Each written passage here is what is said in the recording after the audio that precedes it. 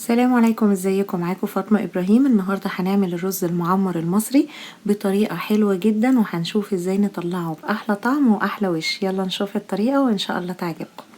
أول حاجة هنحط في البولة بتاعتنا كوبايتين من الرز المصري المغسول، وهنتبله بالملح وشوية صغيرة جدا من الفلفل الأسود، منكتروش علشان يخلي لونه أبيض كده وحلو. وهنحط ذرة صغيرة جدا من الحبهان المطحون. شايفين حاجة كده بسيطة خالص، بس بتدي بقى طعم وريحة في الفرن تجنن.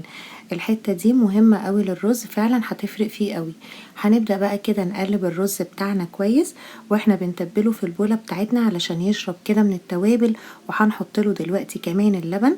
هنحط الكوبايتين الرز وكوبايتين لبن، طبعا ممكن يبقى لبن بس، ده طبعا الأفضل، أو ممكن يبقى لبن مثلا على شوية شوربة أو مية، بس يفضل طبعا ان هو يبقى لبن صافي، بيخلي لونه حلو وطعمه كده غني. طعم اللبن يبقى باين فيه، بيبقى حلو جدا لو لبن صافي، بس كل واحد حسب رغبته طبعا.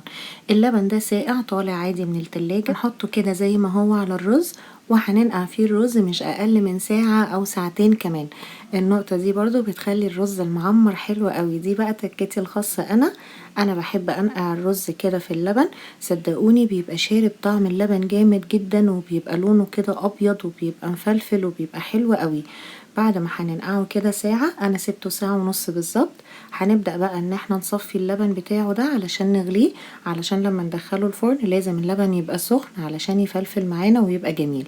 هنصفيه كده في اي مصفى صغيرة علشان بس ناخد اللبن لوحده.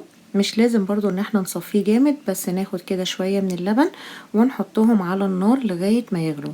ونحط له بقى على النار كده معلقة كبيرة من السمنة البلدي او زبدة يعني، بس السمنة البلدي طبعا بتبقى حلوة جدا في الرز المعمر. وهنحط شوية زيت كمان. وهنا بقى هنحط معلقتين من الماسكربوني تشيز. الماسكربوني تشيز موجودة في السوبر ماركت، بتبقى طبعا رهيبة في الرز المعمر. لو مش موجودة نستبدلها بالقشطة او وش اللبن، برضو بيبقوا حلوين جدا. ممكن نحط كده معلقتين كبار قشطة او معلقتين كده من وش اللبن، برضو بيبقوا كويسين قوي. على ما يغلي بقى نروح نجهز الطواجن بتاعتنا. انا هستعمل طاجنين كده صغيرين، يبقى احلى بس كده لو ندهنهم الاول بالسمنة علشان الرز بعد كده يطلع معانا بسهولة، ما يلزقش في الطاجن بتاعنا. وهنقسم كمية الرز دي على الطاجنين، نحط نص هنا ونص هنا، وننزل عليهم بعد كده باللبن بتاعنا بعد ما يبقى غلي. بس طبعا نسيبه لغاية ما يغلي كويس جدا، علشان لازم يتحط على الرز وهو سخن. لما يغلي كده تمام، نبدأ برضو نقسم كمية اللبن دي على الطاجنين زي ما قلتلكوا. كوبايتين الرز هحط لهم كوبايتين من اللبن. نقسم كده كمية اللبن على الطاجن ده والطاجن ده. واحنا بقى بننزل باللبن كده على الرز، هنلاقي ريحة الحبهان طالعة حلوة قوي، بس مهم زي ما قلتلكوا ان تبقى ذرة صغيرة جدا، نحس بس كده بطعم حلو وبريحة حلوة، بس ما تمررش معانا، فذرة كده بسيطة جدا. بعد ما نقلب الطواجن بتاعتنا كويسة، هندخلها الفرن يكون سخن. درجة الحرارة في الأول هنخليها 200، ولما اللبن يبدأ يغلي هنوطي درجة الحرارة ل180، ونسيبه على راحته خالص من غير ما نقلبه ولا نيجي جنبه لغاية ما يبدأ يستوي وياخد لون حلو. برضو الرز مش هنغطيه ولا أي حاجة، زي ما هو كده لغاية ما نلاقيه احمر واخد اللون ده. وادي دلوقتي الرز بتاعنا خلاص جاهز بقى للاكل.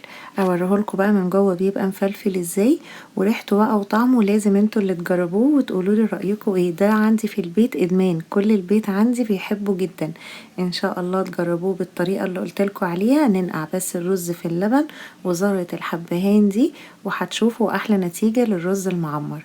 لو عجبكم الفيديو بليز اعملوله لايك وشير وكومنت، وهستنى اشتراككم في قناة اليوتيوب وتفعيل الجرس. شكرا.